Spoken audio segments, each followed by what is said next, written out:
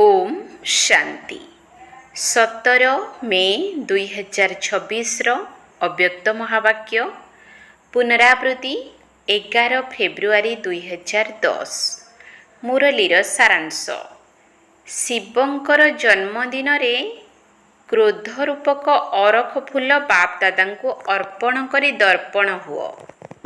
पवित्र प्रवृत्तिर प्रत्यक्ष प्रमाण द्वारा प्रत्यक्षता को पाखे आण। शिवंकर जन्मदिन रे क्रोध रूप अरख फूल बाप दादा को अर्पण करी दर्पण हुओ। पवित्र प्रवृत्तिर प्रत्यक्ष प्रमाण द्वारा प्रत्यक्षता को पाखे आण। आजी सम्मुखरे बसिथिबा एवं देश विदेश रे चारिआडे बसिथिबा सबु पिला माने अति आनंदर सहित बाबांकर तथा निजर जन्मदिन पालन करिबार अनेक अनेक शुभेच्छा एवं अभिनंदन देउछंती। तुमे समस्ते सम्मुखरे बसिछ एवं दूर दूरांतरे बसिथिबा पिला माने विज्ञानर साधन गुड़िक द्वारा मध्य खुशी खुशी रे सेमानकर दिल रो अभिनंदन देउछंती। तुमे समस्ते जेउ माने भी एठाको आसीछ बाबांकर जन्मदिन पालन करिबा पई आसीछ ना निजर जन्मदिन मध्य पालन करिबा पई आसीछ। काहेकि ना एही जयंती एक विचित्र जयंती अटे। काहेकि विचित्र अटे जानिछ? पितांकर एवं पिला मानकर जयंती अर्थात जन्मदिन एकाठी पालन हेउछि। सारा कल्प भितरे एभली जयंती केबे भी होई न थाई। सारा कल्परे चक्र लगाई आस एहा एक विचित्र जयंती अटे। तेणु बाप दादा सबु पिलांकु पचारुछंती जे तुमे समस्ते बाबांकु अभिनंदन देबा पई आसीछ ना बाबांक ठारो अभिनंदन नेबा पई आसीछ। बाप दादा तो एका एका किछि भी करंती नाही। काहेकि ना जन्म हेबा मात्र के यज्ञर रचना करिले एवं यज्ञ रे तो ब्राह्मण दरकार। तेणु तुम मानकर जन्म मध्य पितांक साथी रे ही होईछि। एहार स्मारकी रूपरे शिवरात्रि पालन करिबा समय रे शिवंक सहित शालग्राम मानक मध्य पूजा करिथांती एवं अनेक अनेक शालग्राम मानक पूजा करिथांती। तेणु एही जयंती आश्चर्यजनक जयंती अटे। सेथिपाई एही जयंती को हीरातुल्य जयंती कहा जाउछि। तेणु बाप दादा निजर समस्त साथी पिला मानकु पद्मा पदम गुणा बाहुर माला पिंधाई पद्मा पदम गुणा अभिनंदन देउछंती। एहा मध्य पिता एवं पिला मानकर अति आंतरिक स्नेहर प्रतीक अटे। तेणु बाप दादा पिला मानकु प्रतिश्रुति देइछंती जे एकाठी रहिबा एवं एकाठी साथी होई घर को जिबा। तेबे कुह पिला मानकर मध्य बाप दादांक सहित एही प्रतिश्रुति अछि ना? संगम जुगरे मध्य साथी रे रहिछु एवं एकाठी साथी होई रहिबु मध्य। विश्वर सेवा मध्य साथी होई करिबु। रहिबा मध्य साथी होई एवं उड़िले मध्य साथी होई उड़ी जिबा। तेबे कुह तुम मानकर मध्य एही प्रतिश्रुति रहिछि ना?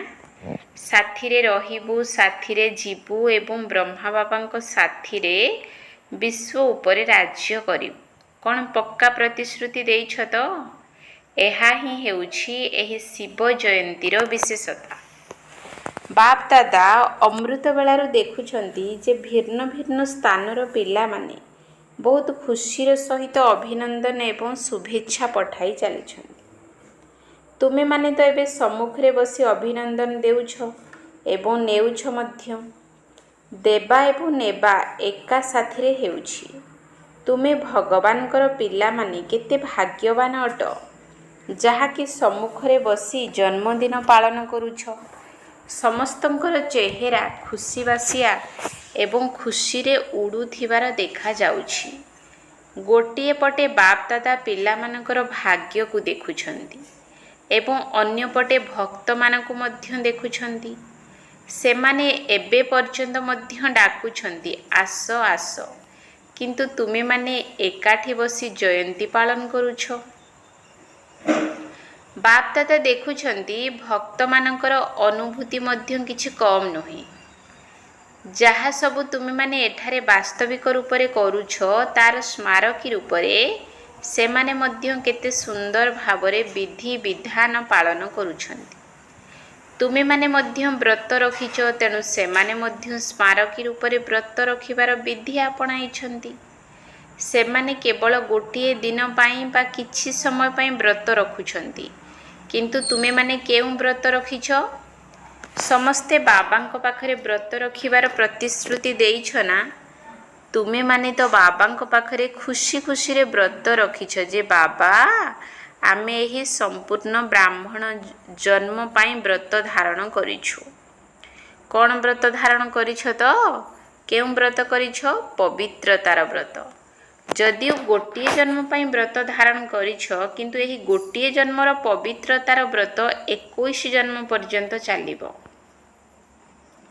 ସେମାନେ ତ ଅଳ୍ପ ସମୟ ପାଇଁ ଖାଇବା ପିଇବାର ବ୍ରତ ରଖୁଛନ୍ତି, ରାତ୍ରି ଉଜାଗର ରହିବାର କାର୍ଯ୍ୟ କରୁଛନ୍ତି, କିନ୍ତୁ ଏବେ ତୁମମାନଙ୍କର ଏହି ଗୋଟିଏ ଜନ୍ମର ଜାଗରଣ ଦ୍ୱାରା ସମସ୍ତେ ଅନ୍ଧକାରରୁ ଆଲୋକକୁ ଆସିଯାଇଛ ଏବଂ ଏହି ଅଜ୍ଞାନ ନିଦ୍ରାରୁ ଜାଗରଣ ମଧ୍ୟ ତୁମମାନଙ୍କର 21 ଜନ୍ମ ପର୍ଯ୍ୟନ୍ତ କାୟମ ରହିବ। ଏବେ ତୁମେମାନେ ଏଭଳି ଜାଗରଣ କରିଛ ଯାହାକି ସାରା ବିଶ୍ୱ ତୁମମାନଙ୍କର ଜାଗରଣ ଦ୍ୱାରା ଜାଗ୍ରତ ଜ୍ୟୋତି ହୋଇ ରହିବ।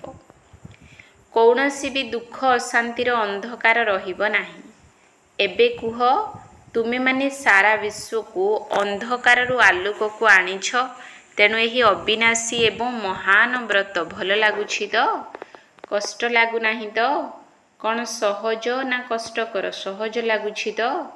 ଯେଉଁମାନଙ୍କୁ ସହଜ ଲାଗୁଛି ସେମାନେ ହାତ ଉଠାଅ। କେବେ କେବେ ମୁସ୍କିଲ ଲାଗୁନାହିଁ ତ? କେବେ ମୁସ୍କିଲ ଲାଗୁଛି କି? ନା, କାହିଁକି ନା ତୁମେମାନେ ଜାଣିଛ ଯେ ପବିତ୍ରତା ଆମର ଜନ୍ମସିଦ୍ଧ ଅଧିକାର ଅଟେ। ସେଥିପାଇଁ ପବିତ୍ରତା କେବଳ ବ୍ରହ୍ମଚର୍ଯ୍ୟ ନୁହେଁ, କିନ୍ତୁ ମନ, ବଚନ, କର୍ମ ଏବଂ ସମ୍ବନ୍ଧ ସମ୍ପର୍କରେ ମଧ୍ୟ ପବିତ୍ରତା। ପବିତ୍ରତାର ସଂସ୍କାରକୁ ସହଜରେ ଧାରଣ କରି ନେଇଛ। ତେବେ ପବିତ୍ରତାର ସଂକଳ୍ପ ତ କରିଛ, କିନ୍ତୁ ଏବେ ସମୟ ଅନୁସାରେ ବାପ୍ ଦାଦା ସମୟର ଚେତାବନୀ ତ ଦେଇ ଚାଲିଛନ୍ତି। ଯେପରି ପବିତ୍ରତାର ବ୍ରତକୁ ସାହସ ରଖି ନିଜର ସ୍ୱଧର୍ମ ମନେକରି ଧାରଣ କରିଛ, ସେହିପରି ତୁମ ଭିତରେ କ୍ରୋଧ ରୂପକ ଯେଉଁ ଦ୍ୱିତୀୟ ଭୂତଟି ରହିଛି, ଆଜି ବାପ୍ ଦାଦା ପଚାରୁଛନ୍ତି ଯେ ଗୋଟିଏ ମହାଭୂତକୁ ତ ବ୍ରତ ଧାରଣ କରି ବୃତ୍ତିକୁ ହିଁ ବଦଳାଇ ଦେଇଛ, କିନ୍ତୁ ଦ୍ୱିତୀୟ ନମ୍ବରରେ ଯେଉଁ ଭୂତଟି ରହିଛି କ୍ରୋଧ ରୂପକ ଭୂତ, ତା ଉପରେ ମଧ୍ୟ ବିଜୟ ପ୍ରାପ୍ତ କରିବାର ସଂକଳ୍ପ କରିଛ ନା ଦ୍ୱିତୀୟ ନମ୍ବର ଭାବି ତାକୁ ଅନୁମତି ଦେଇଛ? କାହିଁକି ନା କ୍ରୋଧ ହିଁ ସମସ୍ତଙ୍କ ସହିତ ସମ୍ପର୍କରେ ଆସୁଛି। ତେଣୁ ଆଜିର ଦିନରେ ଯେତେବେଳେ ବି କେହି ଜନ୍ମଦିନ ପାଳନ କରିଥାନ୍ତି, ସେତେବେଳେ ପରସ୍ପରକୁ ଉପହାର ମଧ୍ୟ ଦେଇଥାନ୍ତି। ତେଣୁ ଆଜି ବାପ୍ ଦାଦା ଏହି କଥା ଚାହୁଁଛନ୍ତି ଯେ ପ୍ରଥମ ନମ୍ବର ଭୂତ ଉପରେ ଯେପରି ସାହସର ସହିତ ଏବଂ ବାବାଙ୍କର ସାହାଯ୍ୟ ଦ୍ୱାରା ଅଧିକାଂଶ ପିଲା ବିଜୟ ପ୍ରାପ୍ତ କରି ଆଗକୁ ବଢ଼ି ଚାଲିଛନ୍ତି, କ'ଣ ସେହିପରି କ୍ରୋଧ ଉପରେ ମଧ୍ୟ ବିଜୟ ପ୍ରାପ୍ତ କରିପାରିବ? କାହିଁକି ନା କୌଣସି ବି ଭୂତ ଦୁଃଖୀ ତ ନିଶ୍ଚିତ କରିବ ଏବଂ କ୍ରୋଧ ରୂପକ ଭୂତ ତ ଅନ୍ୟମାନଙ୍କ ସମ୍ପର୍କରେ ମଧ୍ୟ ଆସୁଛି। ନିଜ ମନ ଭିତରେ ମଧ୍ୟ ଯେତେବେଳେ କ୍ରୋଧ ଆସୁଛି, ସେତେବେଳେ ନିଜେ ମଧ୍ୟ କ୍ରୋଧର ବଶୀଭୂତ ହୋଇଯାଉଛ। ଏବେ ଯେହେତୁ ବାବାଙ୍କର ଜନ୍ମଦିନ ପାଳନ କରିବା ପାଇଁ ଆସିଛ, ତେଣୁ ଆଜି ବାପ୍ ଦାଦା ଭାରତବାସୀ ହୁଅନ୍ତୁ ବା ବିଦେଶୀ ହୁଅନ୍ତୁ, ସମସ୍ତଙ୍କ ଠାରୁ କ୍ରୋଧ ରୂପକ ଭୂତକୁ ଉପହାର ରୂପରେ ନେବା ପାଇଁ ଚାହୁଁଛନ୍ତି। କ'ଣ ହୋଇପାରିବ ତ? ହୋଇପାରିବ ତ? ଯେଉଁମାନେ ଭାବୁଛନ୍ତି ଯେ ଆଜିର ଦିନରେ ଆମେ ଉପହାର ରୂପରେ ଦେଇପାରିବୁ, ମନରେ ମଧ୍ୟ ନୁହେଁ କି ସ୍ୱପ୍ନରେ ମଧ୍ୟ ନୁହେଁ, କ'ଣ ଏହିଭଳି ସଂକଳ୍ପ ରଖି ସାହସର ସହିତ ନିଜକୁ ଆଗକୁ ବଢ଼ାଇବାର ଶକ୍ତି ଅଛି ତ? ଅଛି ତ? କ'ଣ ବାବାଙ୍କ ସମ୍ମୁଖରେ ସାହସର ସହିତ ସଂକଳ୍ପ କରିପାରିବ? କ'ଣ ଏହିଭଳି ସଂକଳ୍ପ କରି ବାବାଙ୍କ ଠାରୁ ଉପହାର ନେବ? ତେବେ ଏହି ଗୋଟିଏ ଉପହାର ବଦଳରେ ଆଉ 2ଟି ଉପହାର ନିଅ। ଯଦି କ୍ରୋଧ ଉପରେ ବିଜୟ ପାଇଗଲ, ତେବେ ଅନ୍ୟ ବିକାରଗୁଡ଼ିକ ଉପରେ ମଧ୍ୟ ବିଜୟ ପ୍ରାପ୍ତ କରିବାର ସାହସ ଆସିଯିବ। ତେବେ କେଉଁମାନେ ଭାବୁଛନ୍ତି ଯେ ଆମେ ବାବାଙ୍କୁ ଏହି ଉପହାର ଦେବୁ ଏବଂ ବାବାଙ୍କ ଠାରୁ ମଧ୍ୟ ଉପହାର ନେବୁ, ସେମାନେ ହାତ ଉଠାଅ। ଆଚ୍ଛା, ପତାକା ହଲାଉଛନ୍ତି। କୁମାରୀମାନେ ମଧ୍ୟ ଚେଷ୍ଟା କର। ବାପ ଦାଦାଙ୍କୁ ପିଲାମାନଙ୍କର ସାହସକୁ ଦେଖି ବହୁତ ଭଲ ଲାଗୁଛି। ତୁମେମାନେ ତ ଦୃଶ୍ୟ ଦେଖୁଛ ନା। ଫଟୋ ମଧ୍ୟ ଉଠାଅ, ହାତ ଉଠାଅ, ସମସ୍ତଙ୍କର ଫଟୋ ଉଠାଅ।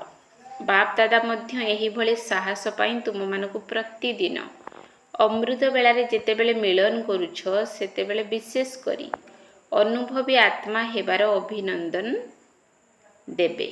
କାହିଁକି ନା ଏତେ ସବୁ ପିଲାମାନେ ନିଜ ନିଜ ସ୍ଥାନରେ ରହି ମଧ୍ୟ ଯେତେବେଳେ ଲୋକମାନେ ଦେଖିବେ ଯେ ଏମାନେ ଏତେ ଜଣ ଏକାଠି ରହିଛନ୍ତି, ଘର ଗୃହସ୍ଥକୁ ମଧ୍ୟ ସମ୍ଭାଳୁଛନ୍ତି, ଘର ଦ୍ୱାରା ଛାଡ଼ି ମଧ୍ୟ ଯାଇନାହାନ୍ତି, କିନ୍ତୁ ଘର ଗୃହସ୍ଥକୁ ପବିତ୍ର କରିଛନ୍ତି, ତେବେ କ'ଣ ହୋଇଯିବ? ତେବେ ତୁମମାନଙ୍କ ଭିତରେ ଯେଉଁ ଶୁଭ ଭାବନା ରହିଛି ଯେ ଆତ୍ମାମାନଙ୍କର ଧାଡ଼ି ଲାଗିଯାଉ, ସେହି ଧାଡ଼ି ତୁମକୁ ଦେଖିବାକୁ ମିଳିବ। କାହିଁକି ନା କ୍ରୋଧ ପ୍ରତ୍ୟକ୍ଷରେ ଦେଖାଯାଉଛି। ଯେତେବେଳେ ବାସ୍ତବିକ ରୂପରେ ଦେଖିବ ଯେ ଏମାନେ କେବଳ ପବିତ୍ରତା ଶବ୍ଦ କହୁନାହାନ୍ତି, କିନ୍ତୁ ପବିତ୍ର ରହି ଦେଖାଉଛନ୍ତି। ତେଣୁ ତୁମେମାନେ ଯେଉଁ ପ୍ରତ୍ୟକ୍ଷତା ଚାହୁଁଛ, ଏହା ହିଁ ପ୍ରତ୍ୟକ୍ଷ ପ୍ରମାଣ ଅଟେ। ଏହି ଆଧାରରେ ହିଁ ସମସ୍ତେ ଆକର୍ଷିତ ହୋଇ ଆପେ ଆପେ ଆସିବେ। କିନ୍ତୁ କ'ଣ ହେଉଛି କହିବ? କ'ଣ କହୁଛ?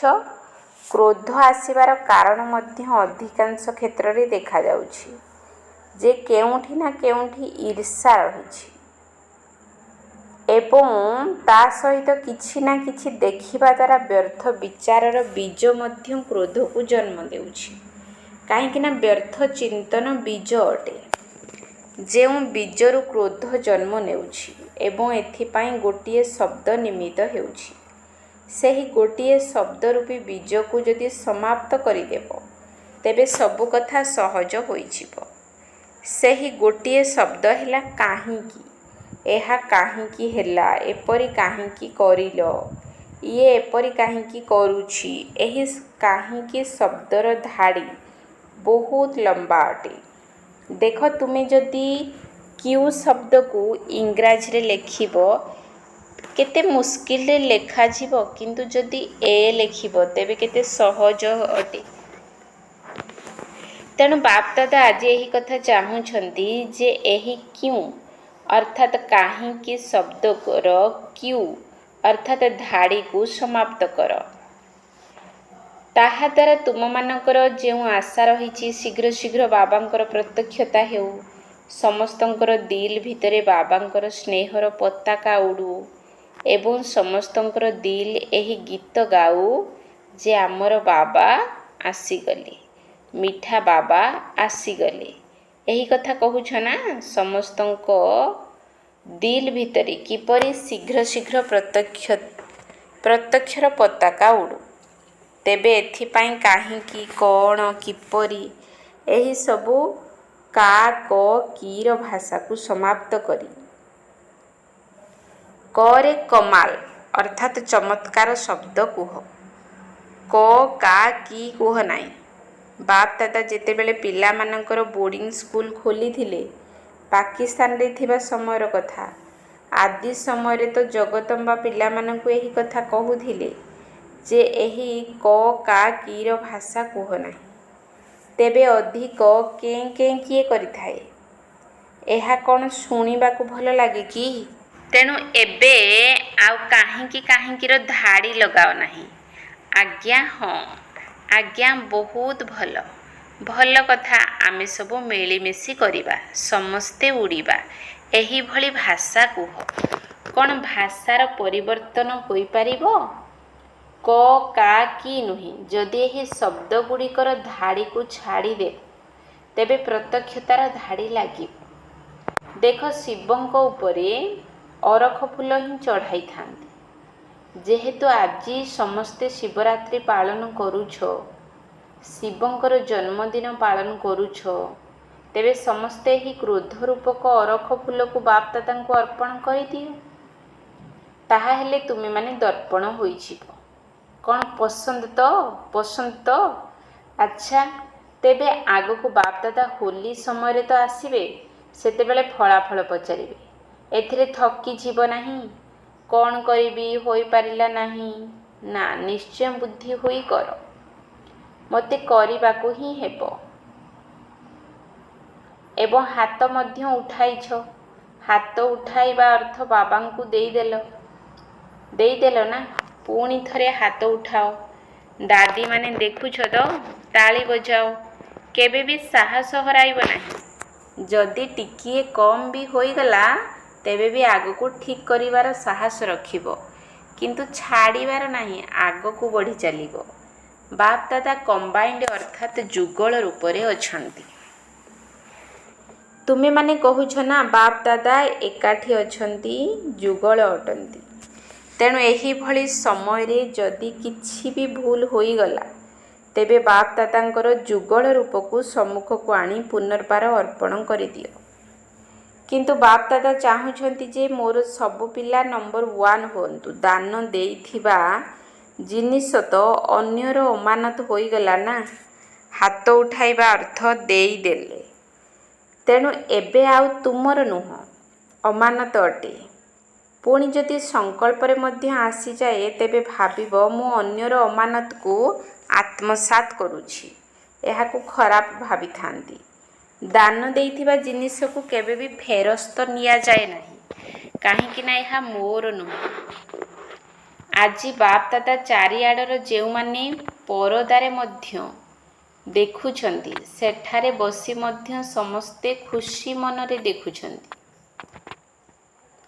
ଏବଂ ସଂକଳ୍ପ ମଧ୍ୟ କରୁଛନ୍ତି। ତେବେ ମଧୁବନ ବା ସବୁ ସେଣ୍ଟରଗୁଡ଼ିକ କ'ଣ ହୋଇଯିବ? ସବୁ ସେଣ୍ଟର ନିର୍ବିଘ୍ନ ଭବର ବରଦାନୀ ହୋଇଯିବ। କ'ଣ ପସନ୍ଦ ତ? ପସନ୍ଦ ତ? କାହିଁକି ନା ଏବେ ଦୁଃଖ ଅଶାନ୍ତି କାରଣରୁ ଦୁନିଆର ବାତାବରଣ ଏଭଳି ହୋଇଯିବ, ଯାହାକି ତୁମମାନଙ୍କୁ ଅନ୍ୟ ଆତ୍ମାମାନଙ୍କ ଉପରେ ଦୟା ଆସିବ।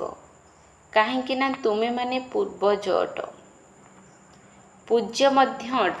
ତେବେ ପୂର୍ବଜ ଆତ୍ମାମାନେ କାହାର ବି ଦୁଃଖ ଦୁର୍ଦ୍ଦଶାକୁ ଦେଖିପାରିବେ ନାହିଁ। ଯାହାର ଯାହା ପ୍ରତି ସ୍ନେହ ଥାଏ, ଦୟା ଭାବ ଥାଏ, ତାର ଦୁଃଖ ସେ ଦେଖିପାରେ ନାହିଁ। ତେଣୁ ବାବା ବୁଝାଉଛନ୍ତି ଯେ ସମୟ ତୁମକୁ ପରିବର୍ତ୍ତନ କରିବା ପୂର୍ବରୁ ତୁମେମାନେ ପୁରୁଷାର୍ଥର ପ୍ରାପ୍ତିର ପ୍ରାରବ୍ଧ ଏବେଠାରୁ ହିଁ ଅନୁଭବ କର। କାହିଁକି ନା ତୁମମାନଙ୍କୁ ଶିକ୍ଷା ଦେବା ବାଲା ସମୟ ନୁହେଁ। ସମୟ ତୁମମାନଙ୍କର ଟିଚର ନୁହେଁ। ତେଣୁ ବାପଦାଦା ଚାହୁଁଛନ୍ତି ଯେ ହୋଲି ଅବସରରେ ପ୍ରତ୍ୟେକ ପିଲା ନିଜ ନିଜର ଫଳାଫଳ ଲେଖିକରି ଦିଅନ୍ତୁ।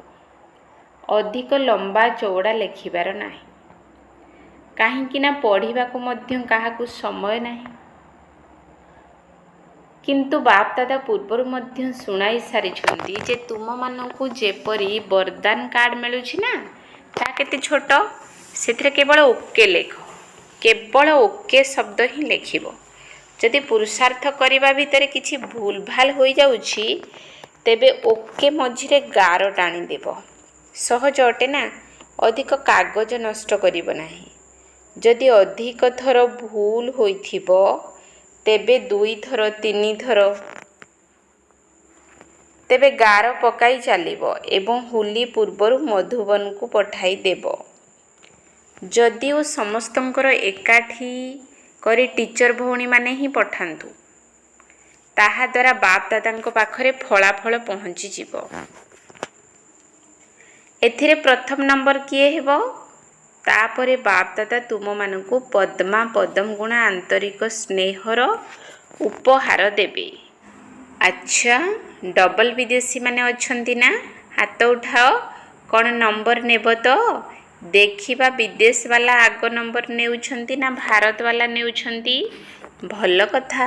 ବାପଦାଦା ତ ସମସ୍ତଙ୍କୁ ପ୍ରାର୍ଥୀ ରୂପରେ ଦେଖୁନାହାନ୍ତି, କିନ୍ତୁ ବାବାଙ୍କର ଆଶାକୁ ପୂରଣ କରୁଥିବା ଆଶାର ଦୀପ ରୂପରେ ଦେଖିବାକୁ ଚାହୁଁଛନ୍ତି। ଆଚ୍ଛା, ମଧୁବନ କ'ଣ କରିବ? ମଧୁବନ ବାଲା ହାତ ଉଠାଅ। ତଳ ଉପର ସବୁଆଡ଼ର ମଧୁବନ ନିବାସୀ ହାତ ଉଠାଅ। ଉପରେ ଅର୍ଥାତ୍ ପାଣ୍ଡବ ଭବନ, ଜ୍ଞାନ ସରୋବର ଇତ୍ୟାଦି ସ୍ଥାନରେ ରହୁଥିବା ପିଲାମାନେ ମଧ୍ୟ ହାତ ଉଠାଅ। ଲମ୍ବା ହାତ ଉଠାଅ ଏବଂ ହାତ ହଲାଅ। ଆଚ୍ଛା, ମଧୁବନକୁ ନମ୍ବର ତ ନେବା ଦରକାର ନା? କ'ଣ ନେବା ଦରକାର ନା? ନେବା ଉଚିତ? କାହିଁକି ନା ସମସ୍ତେ ମଧୁବନକୁ ବହୁତ ଶୀଘ୍ର କପି କରିଥାନ୍ତି। ଆଚ୍ଛା, ଚାରିଆଡ଼ର ଯୁଗଳ ଅବସ୍ଥାରେ ରହୁଥିବା ପିଲାମାନେ ଦେଖୁଛନ୍ତି ଏବଂ ଶୁଣୁଛନ୍ତି ମଧ୍ୟ। କିନ୍ତୁ ଯେଉଁ ପିଲାମାନେ ଏବେ ଶୁଣୁ ବି ନାହାନ୍ତି, ସେମାନେ ମୁରଲି ଦ୍ୱାରା ତ ନିଶ୍ଚିତ ଶୁଣିବେ। ତେଣୁ ଚାରିଆଡ଼ର ସ୍ନେହୀ ସହଯୋଗୀ ବାବାଙ୍କର ମିଠା ମିଠା ପ୍ୟାରା ପ୍ୟାରା ପିଲାମାନଙ୍କୁ ବାପ ଦାଦା ପଦ୍ମା ପଦମ ଗୁଣା ଅଭିନନ୍ଦନ ମଧ୍ୟ ଦେଉଛନ୍ତି ଏବଂ ଶୁଭେଚ୍ଛା ମଧ୍ୟ ଦେଉଛନ୍ତି ଏବଂ ତା ସହିତ ପ୍ରତ୍ୟକ୍ଷତାର ପତାକା ଶୀଘ୍ର ଶୀଘ୍ର ଉଡ଼ାଇବା ପାଇଁ ସଂକଳ୍ପ ମଧ୍ୟ ଦେଉଛନ୍ତି। ସମୟକୁ ଅପେକ୍ଷା କର ନାହିଁ, ସମୟକୁ ନିଜର ଶିକ୍ଷକ କର ନାହିଁ। ଯେବେକି ସ୍ୱୟଂ ବାବା ତୁମର ପିତା, ଶିକ୍ଷକ ଏବଂ ସଦ୍ଗୁରୁ ଅଟନ୍ତି। ତେଣୁ ଯେପରି ତୁମମାନଙ୍କର ଜଗଦମ୍ବା କରିଥିଲେ, ଦୁଇଟି ଶବ୍ଦ ଆଧାରରେ ହିଁ ପ୍ରଥମ ନମ୍ବର ଦେଇଗଲେ। ତାହା ହେଲା ବାବାଙ୍କର କହିବା ଏବଂ ଜଗଦମ୍ବାଙ୍କର କରିବା। ଏହିଭଳି ତୀବ୍ର ପୁରୁଷାର୍ଥ କରି ନମ୍ବର ନେଇଗଲେ। ତୁମେମାନେ ମଧ୍ୟ ମାନୁଛ ନା? ତେଣୁ ତୁମେମାନେ ମଧ୍ୟ ଜଗଦମ୍ବା ମା'କୁ ଅନୁକରଣ କର। ଆଚ୍ଛା, ସମସ୍ତଙ୍କୁ ସ୍ନେହ ସମ୍ପନ୍ନ ଶୁଭେଚ୍ଛା ଏବଂ ବହୁତ ବହୁତ ଆନ୍ତରିକ ଆଶୀର୍ବାଦ ସ୍ୱୀକାର କରିବା ହୁଅ। ତା ସହିତ ପିତା ନିଜର ସନ୍ତାନମାନଙ୍କୁ ମାଲିକ ପଣିଆରେ ଦେଖିବା ସହିତ ନମସ୍ତେ କରୁଛନ୍ତି। ଆତ୍ମିକ ସନ୍ତାନମାନଙ୍କର ଆତ୍ମିକ ବାପ ଦାଦାଙ୍କୁ ନମସ୍ତେ ନମସ୍ତେ ନମସ୍ତେ। ସୁପ୍ରଭାତ। ବାପ ଦାଦା ସମସ୍ତ ଜୋନ୍ ଗୁଡ଼ିକୁ କହିଛନ୍ତି ଯେ ସମସ୍ତେ ୱାରିଶ ଅର୍ଥାତ୍ ଉତ୍ତରାଧିକାରୀ ଏବଂ ମାଇକ ଅର୍ଥାତ୍ ବିଶିଷ୍ଟ ଲୋକ, ଯେଉଁମାନଙ୍କ କଥାକୁ ବହୁତ ଲୋକ ଶୁଣିବେ। ସେହିଭଳି ପ୍ରଭାବଶାଳୀ ମାଇକ, ଯାହାଙ୍କର ଅନୁଭବକୁ ଶୁଣି ଅନ୍ୟମାନଙ୍କୁ ପ୍ରେରଣା ମିଳିଯିବ ଯେ ମୁଁ ମଧ୍ୟ ଏହିଭଳି ହେବି, ଯିଏକି ସମସ୍ତଙ୍କୁ ସନ୍ତୁଷ୍ଟ କରିପାରୁଥିବ। ତେଣୁ ସବୁ ଜୋନ୍ ଗୁଡ଼ିକ ଏହିଭଳି ତାଲିକା ପଠାଇବ। ଆଜି ବାପ ଦାଦା ଦେଖିଛନ୍ତି ଯେ ଦିଲ୍ଲୀର ପିଲାମାନେ ତାଲିକା ପଠାଇଛନ୍ତି। ବାପ ଦାଦା ସେମାନଙ୍କୁ ଅଭିନନ୍ଦନ ଦେଉଛନ୍ତି।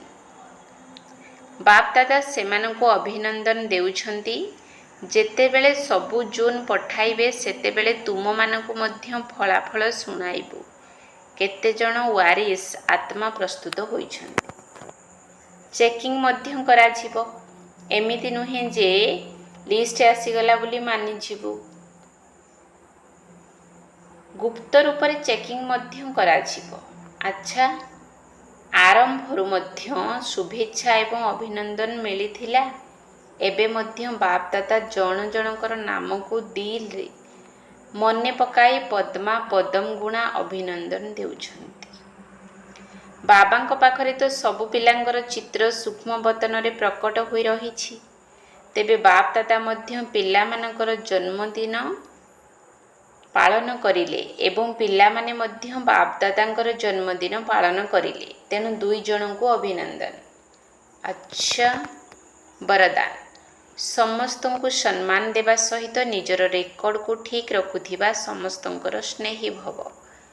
ସମସ୍ତଙ୍କୁ ସମ୍ମାନ ଦେବା ସହିତ ନିଜର ରେକର୍ଡକୁ ଠିକ୍ ରଖୁଥିବା ସମସ୍ତଙ୍କର ସ୍ନେହୀ ଭବ। ଯିଏ ଯେତିକି ସମସ୍ତଙ୍କୁ ରିଗାର୍ଡ ଅର୍ଥାତ୍ ସମ୍ମାନ ଦେଇଥାନ୍ତି, ସେହି ଅନୁସାରେ ସେ ନିଜର ରେକର୍ଡକୁ ମଧ୍ୟ ଠିକ୍ ରଖିପାରିବେ। ତେଣୁ ଅନ୍ୟମାନଙ୍କୁ ରିଗାର୍ଡ ଦେବା ଅର୍ଥ ନିଜର ରେକର୍ଡକୁ ଠିକ୍ ରଖିବା। ଯେପରି ଏହି ଈଶ୍ୱରୀୟ ଯଜ୍ଞର ସହଯୋଗୀ ହେବା ହିଁ ସହଯୋଗ ନେବା ଅଟେ, ସେହିପରି ରିଗାର୍ଡ ଦେବା ହିଁ ରିଗାର୍ଡ ନେବା ଅଟେ। ଗୋଟିଏ ଥର ଦେବା ଏବଂ ଅନେକ ଥର ନେବାର ହକଦାର ହୋଇଯିବା। ଏମିତି ବି କୁହାଯାଏ, ଛୋଟମାନଙ୍କୁ ସ୍ନେହ ଏବଂ ବଡ଼ମାନଙ୍କୁ ସମ୍ମାନ ଦିଅ। କିନ୍ତୁ ଯିଏ ସମସ୍ତଙ୍କୁ ବଡ଼ ମନେକରି ସମ୍ମାନ ଦେଇଥାଏ ସେ ସମସ୍ତଙ୍କର ସ୍ନେହୀ ହୋଇଯାଏ। ସେଥିପାଇଁ ସବୁ କଥାରେ ପ୍ରଥମେ ଆପଣ ଅର୍ଥାତ୍ ଅନ୍ୟମାନଙ୍କୁ ଆଗରେ ରଖିବାର ପାଠକୁ ନିଜ ଜୀବନରେ ଦୃଢ଼ତାପୂର୍ବକ ଧାରଣ କର। ସ୍ଲୋଗାନ ବାପ୍ ଦାଦାଙ୍କ ଠାରୁ ମିଳିଥିବା ଶିକ୍ଷାଗୁଡ଼ିକୁ ଯଥା ସମୟରେ ମନେ ପଡ଼ିବା ହିଁ ତୀବ୍ର ପୁରୁଷାର୍ଥ ଅଟେ। ବାପ୍ ଦାଦାଙ୍କ ଠାରୁ ମିଳିଥିବା ଶିକ୍ଷାଗୁଡ଼ିକ ଯଥା ସମୟରେ ମନେ ପଡ଼ିବା ହିଁ ତୀବ୍ର ପୁରୁଷାର୍ଥ ଅଟେ। ଅବ୍ୟକ୍ତ ଇସାରା ସର୍ବଦା ଅଚଳ ଅଟଳ ଏବଂ ଏକରସ ସ୍ଥିତିର ଅନୁଭବ କର। ଯେଉଁମାନେ ସବୁ ପ୍ରକାରର ସେବା କରିଥାନ୍ତି ସେମାନଙ୍କୁ ବିଶେଷ ଭାବରେ ଏହି କଥା ପ୍ରତି ଧ୍ୟାନ ଦେବାକୁ ହେବ ଯେ କୌଣସି ବି ପରିସ୍ଥିତିରେ ନିଜର ସ୍ଥିତି ସର୍ବଦା ଏକରସ ଅର୍ଥାତ୍ ସ୍ଥିର ରହୁଥିବ, ତେବେ ଯାଇ ସଫଳତା ମିଳିବ। ଶ୍ରୀମତରେ ଯେତେବେଳେ ମନ ମତ, ଦେହ ଅଭିମାନର ମତ, ଶୂଦ୍ରପଣିଆର ମତକୁ ମିଶାଇ ଦେଉଛ, ସେତେବେଳେ ତୁମର ସ୍ଥିତି ଏକରସ ରହିପାରୁନାହିଁ। ମନ ଯଦି ଭିନ୍ନ ଭିନ୍ନ ରସରେ ବୁଡ଼ି ରହିବ, ତେବେ ସ୍ଥିତି ମଧ୍ୟ ଭିନ୍ନ ଭିନ୍ନ ପ୍ରକାର ରହିବ। ଯଦି ଗୋଟିଏ ରସରେ ସ୍ଥିତ ରହିବ, ତେବେ ସ୍ଥିତି ମଧ୍ୟ ଏକରସ ରହିବ। ବିଶେଷ ସୂଚନା ମାସର ତୃତୀୟ ରବିବାରର ଯୋଗାଭ୍ୟାସ। ଆଜି ମାସର ତୃତୀୟ ରବିବାର ସବୁ ଭାଇ ଭଉଣୀମାନେ ଏକତ୍ରିତ ହୋଇ ସନ୍ଧ୍ୟା 6:30 ଠାରୁ 7:30 ପର୍ଯ୍ୟନ୍ତ ନିଜର ପୂର୍ବଜ ଏବଂ ପୂଜ୍ୟ ସ୍ୱରୂପର ସୋମାନ ଦ୍ୱାରା ପୁରା କଳ୍ପବୃକ୍ଷକୁ ନିଜର ଶୁଭ ଭାବନା ଏବଂ ଶୁଭ କାମନାର ଶକ୍ତିଶାଳୀ କିରଣ ଦେବାର ସେବା କରିବା ହେବେ। ଓମ୍ ଶାନ୍ତି।